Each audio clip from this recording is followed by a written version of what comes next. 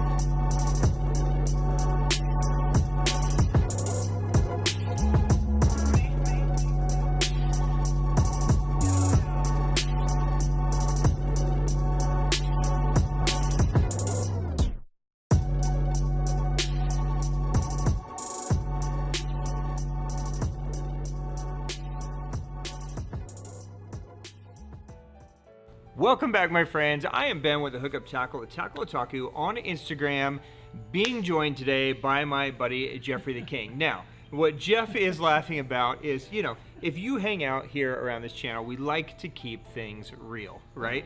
I never want to bleed anything particular unless it's just my own blood, which you made me do the other day. I'm mad.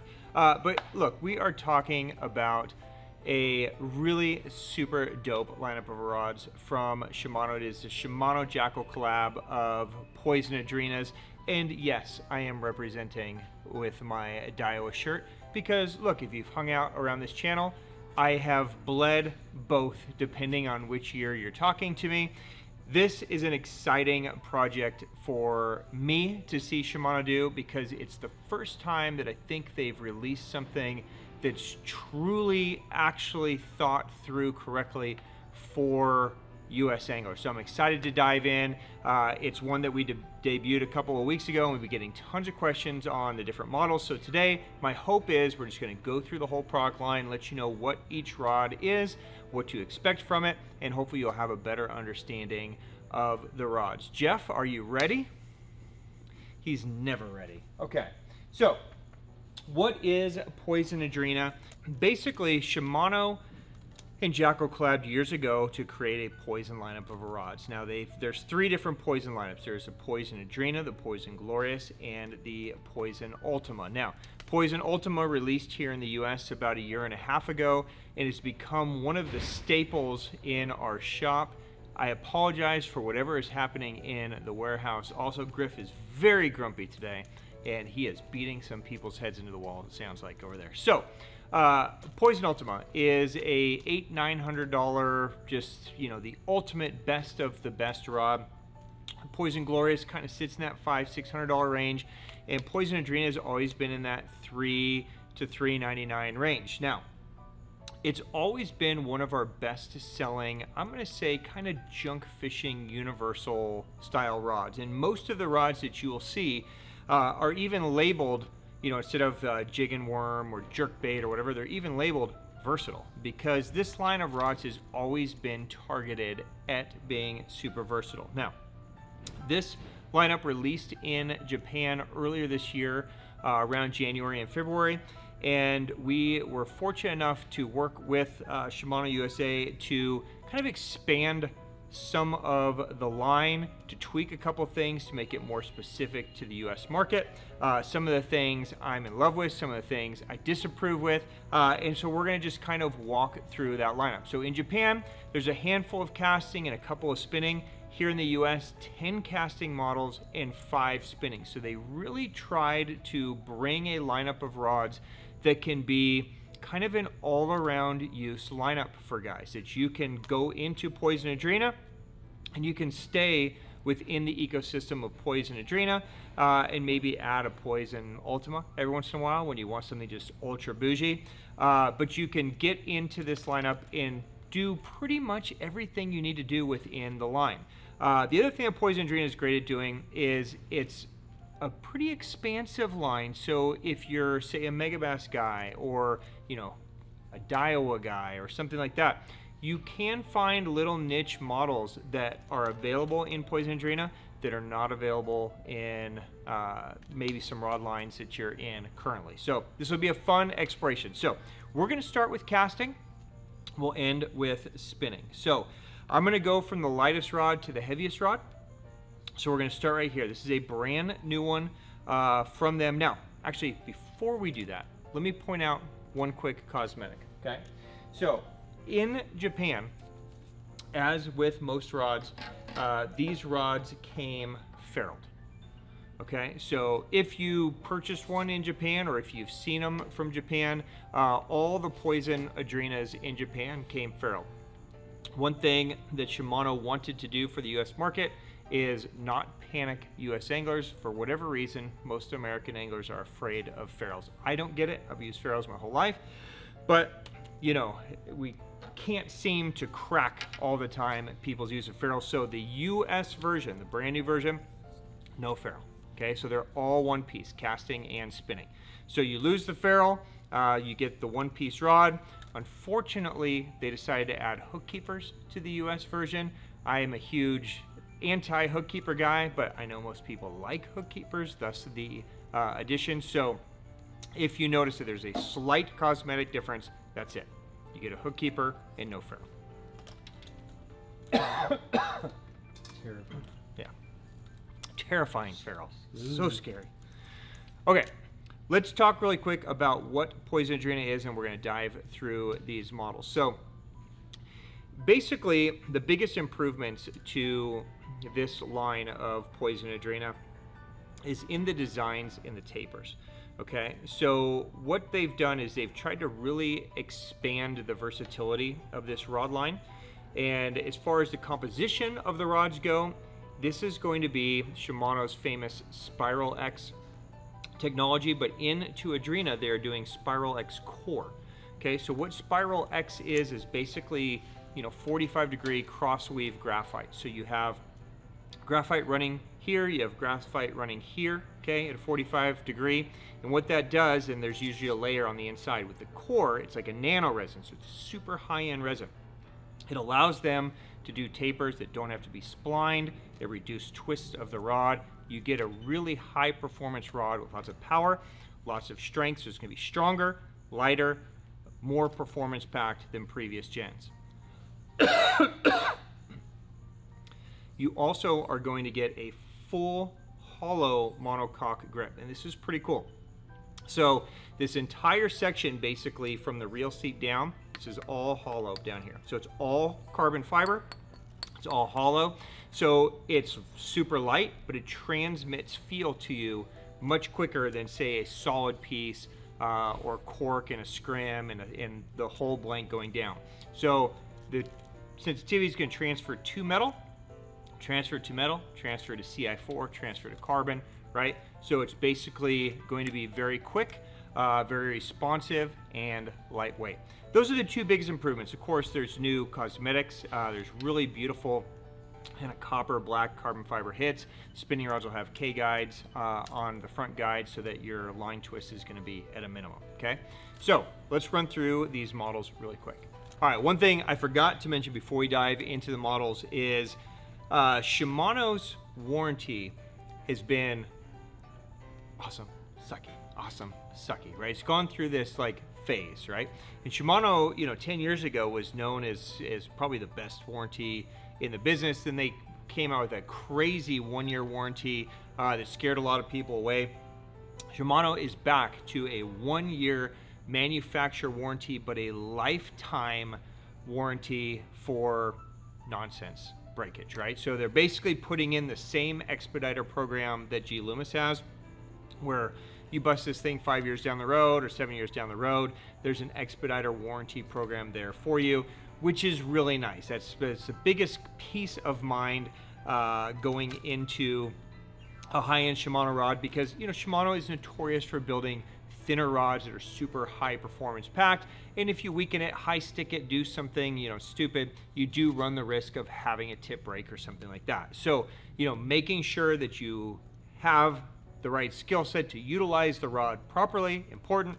But should you screw something up and break it, it is nice to know there is a lifetime warranty on the product. All right, let's start right here with a brand new bait finesse rod. Okay, never been done in this lineup before. This is a 610 light BFS. I'm going to spec it for you, just so you guys know. It is 1/8 to 3/8, 6 to 12 pound line. I'm not going to say the line because that's the dumbest rating known to man. So 1/8 to 3/8 ounce. Here's basically what you can expect from this. It's a 610, which is a great all-around length, especially if you do some shore and some boat, or if you're all boat, it's nice to have that longer rod. If you're just a shore guy, it's maybe a little too long as a bait finesse rod.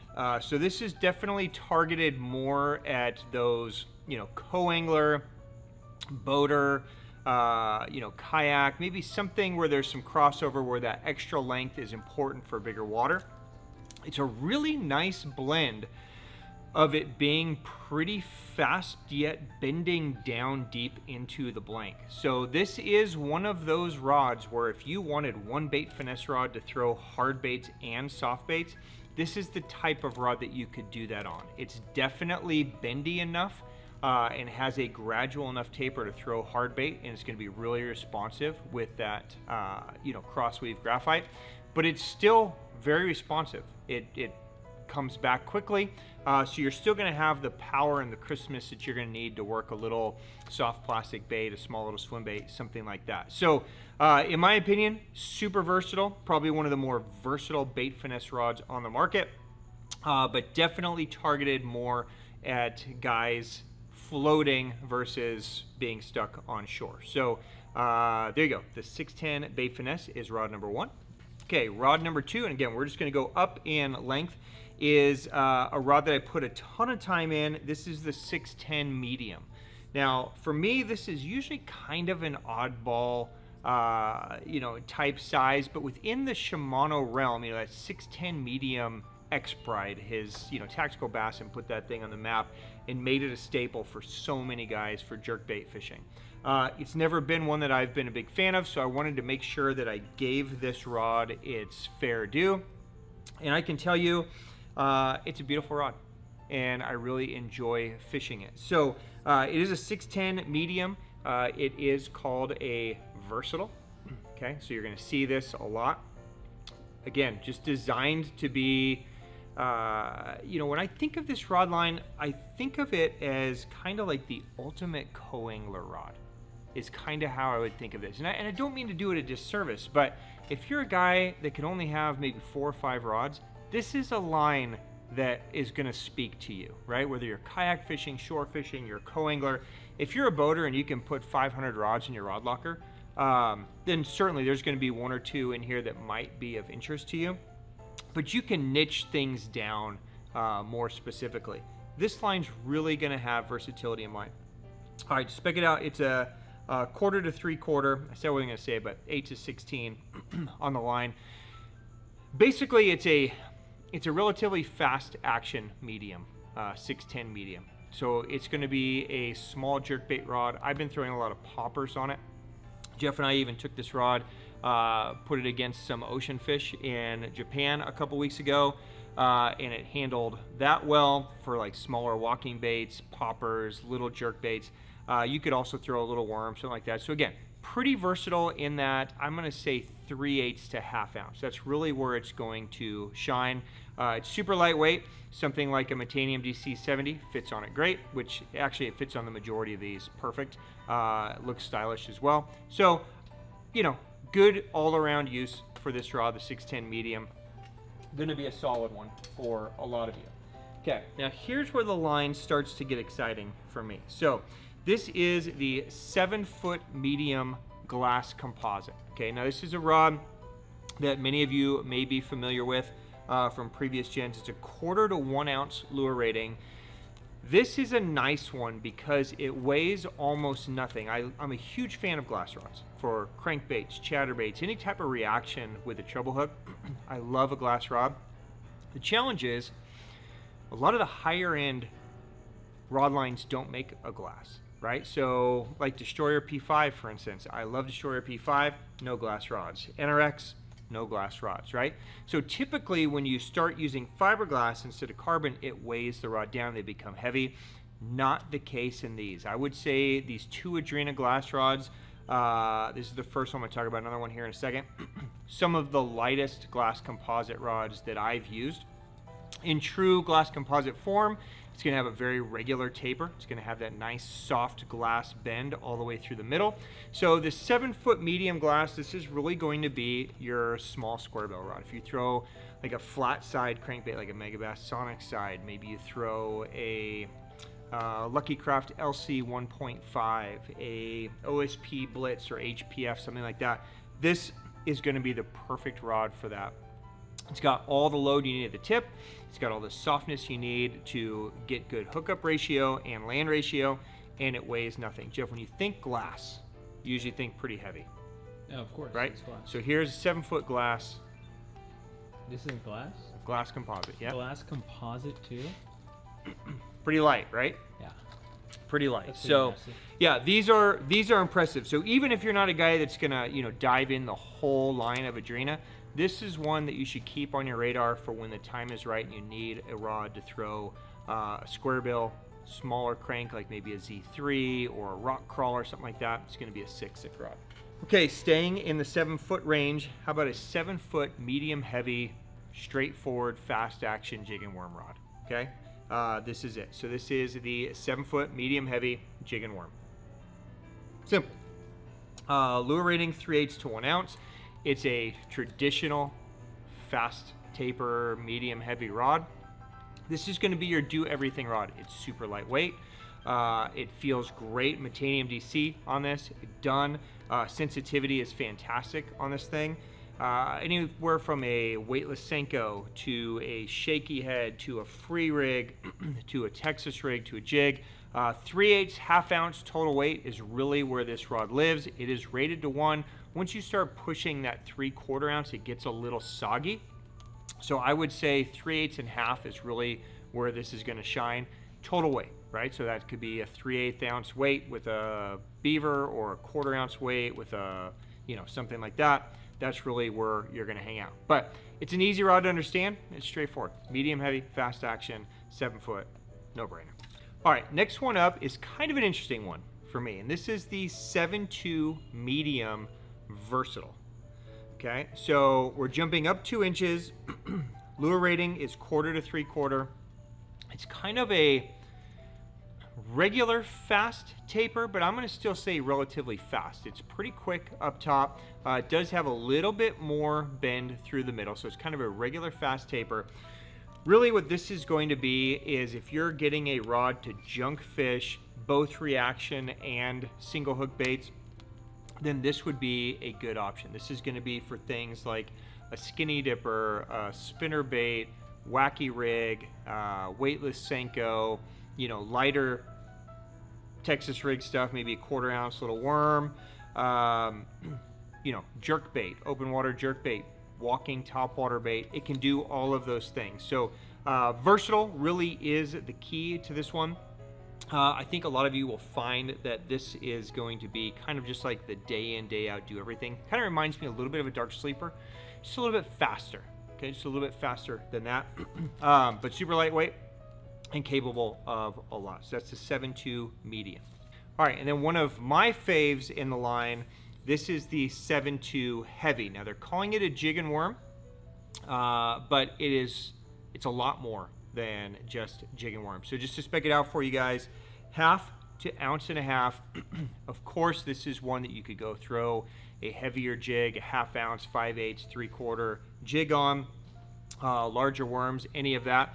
It's a relatively fast rod, but the tip is still pretty soft. Okay, so that first 18 inches is got a nice tip. So for pitching, for accurate cast, for skipping, for frogs, all that kind of stuff, You've got just enough tip to walk a frog, to skip a dock, to pitch underneath a tree.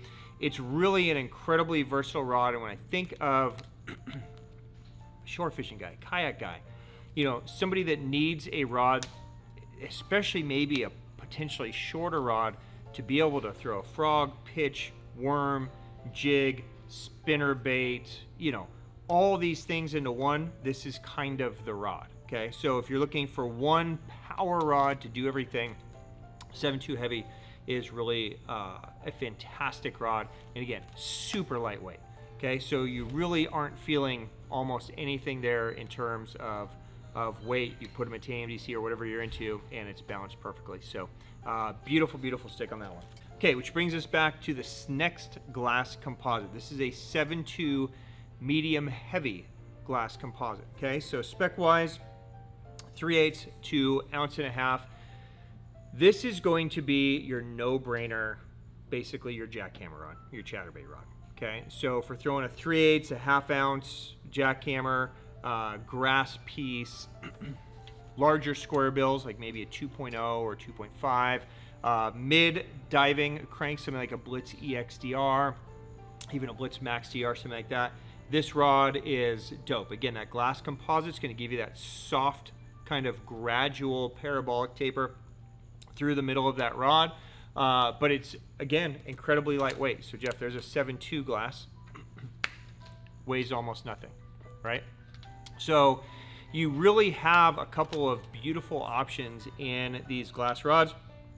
Look stylish, super lightweight, but these might be great additions for a lot of you that are in higher end jig and worm rods like NRX or P5 or something like that, but you need something, or you want something that's more true glass. These could be great additions for you.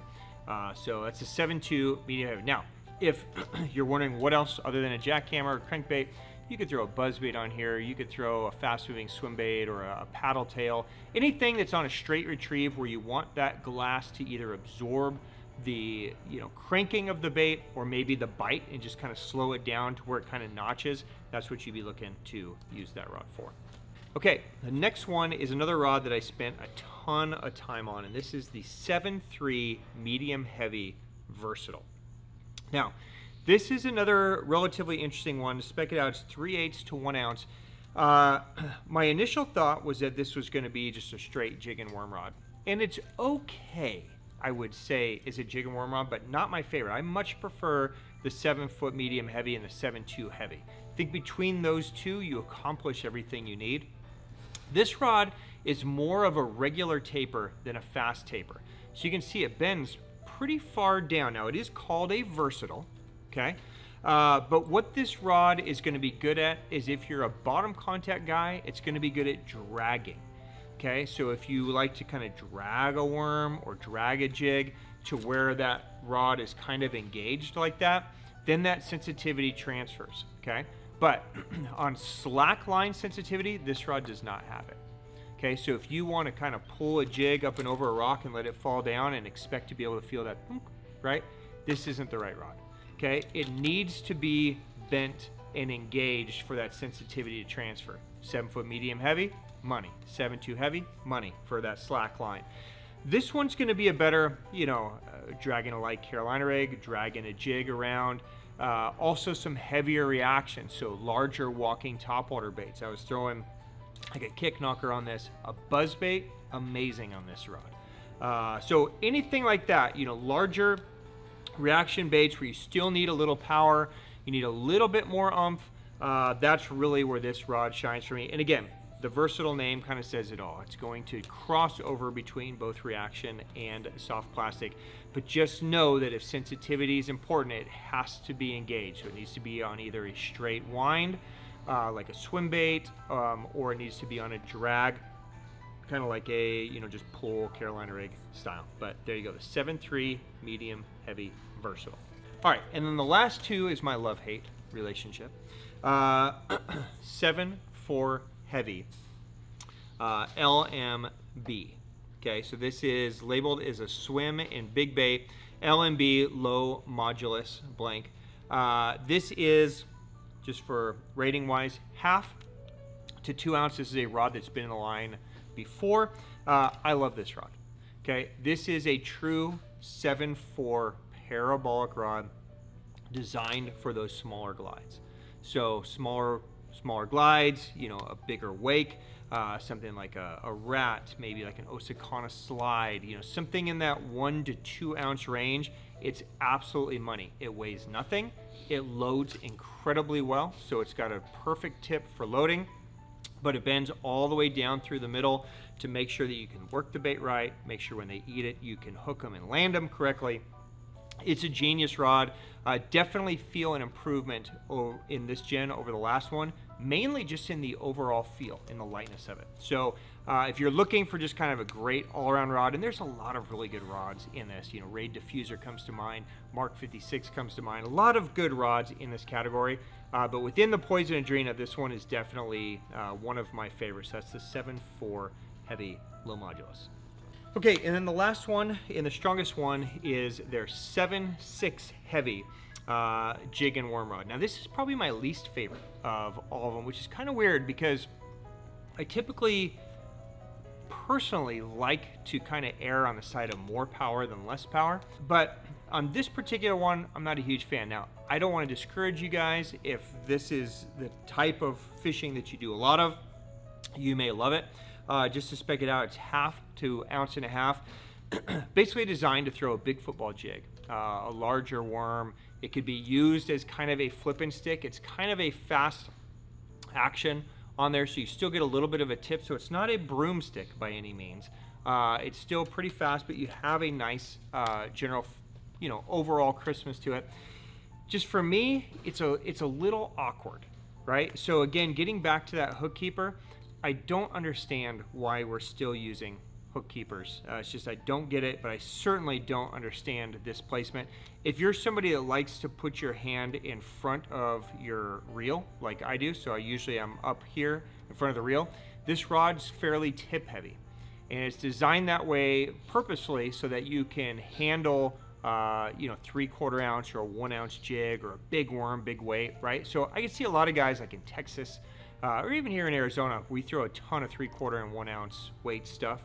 I could see it having a lot of game. I just personally don't like how that hook keeper basically is on my finger the whole time, right? It's just kind of an annoying thing. So for me, it's just kind of a rod in the line. But again, so much of this is personal preference. If you hold your reel more right on top of the you know, reel, you're never going to come in contact with that. It's probably going to have a better centering point for you.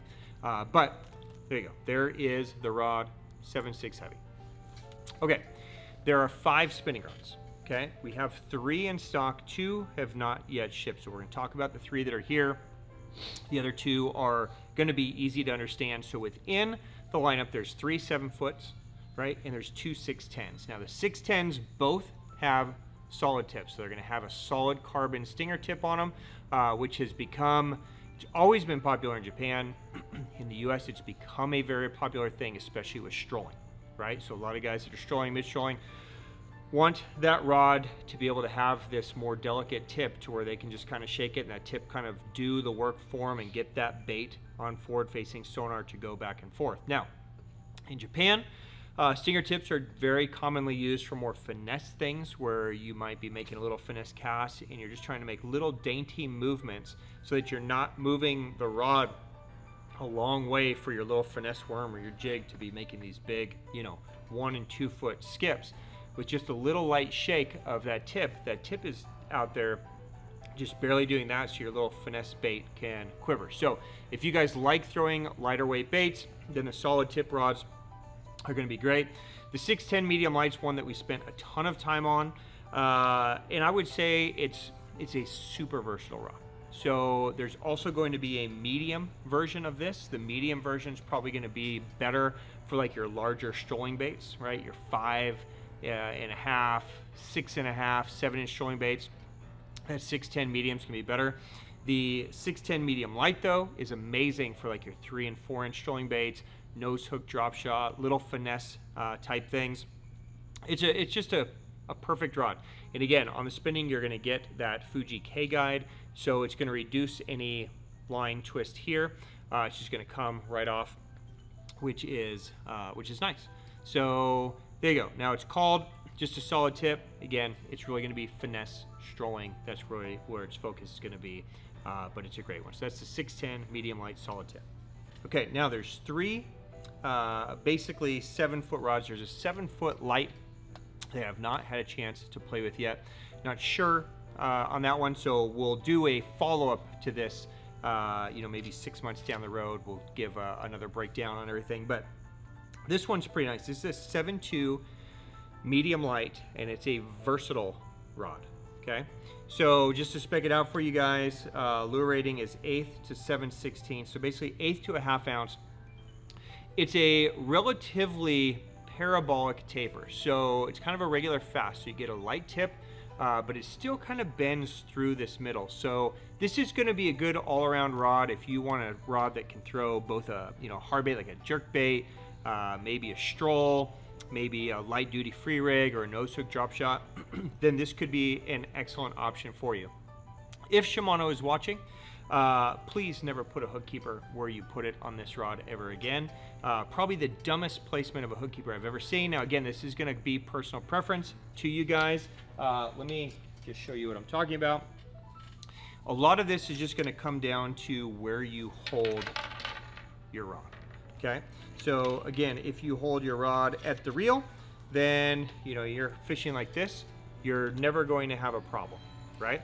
But I like to fish above the reel, especially on a 7-foot rod, because they'll tend to be a little bit more tip heavy. So I find that the perfect access point, if you look, is here, right? This rod now in my hand is perfectly balanced to my body.